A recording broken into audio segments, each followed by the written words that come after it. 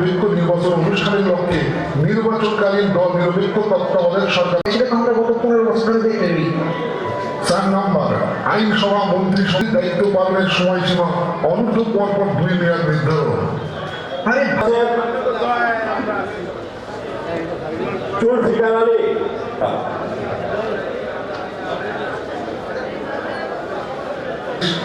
রাষ্ট্র কাঠামো মেরামতের জন্য 31 দফা দিচ্ছে কি সেখানে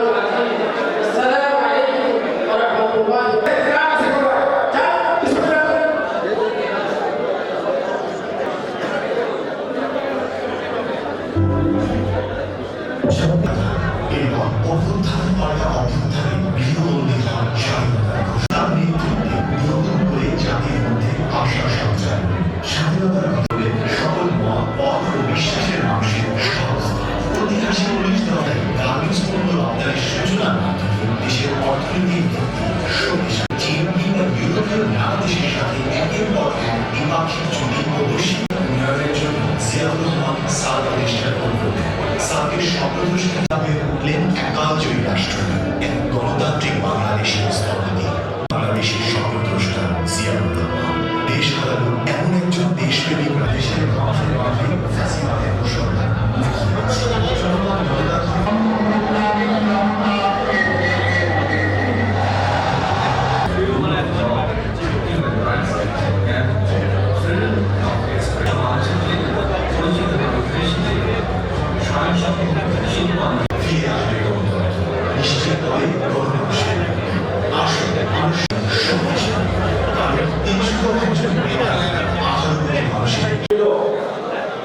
আমি আমাদের ছাত্র যুবক ভাই সব একেবারে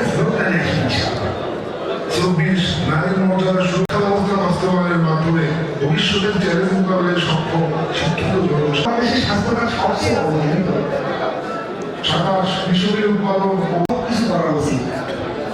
আকাশ সড়ক রেল অনুপথের আধুনিকায়ন হারিয়েছি, যারা খুবের শিকার হয়েছেন, যাদের পরিবার আজ জানে না তাদের স্বামী, সন্তান কিংবা তাদের পিতা আদৌ বেঁচে আছেন কিনা।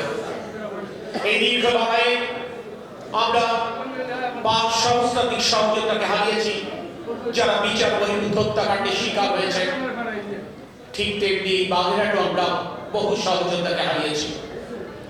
আমি বিশ্বাস করি এখানে উপস্থিত এমন কোন রাজনৈতিক সহকর্মীদের যারা মিথ্যা মামলায় জড়িয়ে আদালতের বারান্দা কিংবা কারাগার ঘুরে আসেননি। একটা প্রতিকূল অবস্থার মধ্যে আপনাদের এখানে রাজনীতি করতে হয়েছে। শেখ পরিবারের দণ্ড প্রতাপের কারণে বাংলাদেশের সংবিধান আপনাকে আমাকে শান্তিপূর্ণভাবে যে প্রতিবাদ করবার অধিকার দেয়, সেই অধিকার থেকেও আপনাদেরকে গত 16 বছর বঞ্চিত করে। যখন এটা সরকার থেকে গণতান্ত্রিক অর্থাৎ জনগণের ভোটে নির্বাচিত হয়, তখন এই রাষ্ট্র কাঠামোগুলোর মূল দায়িত্ব হয় দেশের মানুষের সেবা দেওয়া, জনগণের আকাঙ্ক্ষার প্রতিফলন ঘটানো। আর যখন একটা দেশে গণতান্ত্রিক সরকারের মধ্যে ফ্যাসিবাদ বা স্বৈরশাসন প্রতিষ্ঠা হয়, তখন এই রাষ্ট্র কাঠামোগুলো ব্যবহৃত হয় জনগণের অধিকার কেড়ে নেওয়ার জন্য, জনগণের স্বাধীনতা কেড়ে নেওয়ার জন্য। কারণ যে সরকার থাকে তাদের ভোটের কোনো প্রয়োজন হয় না।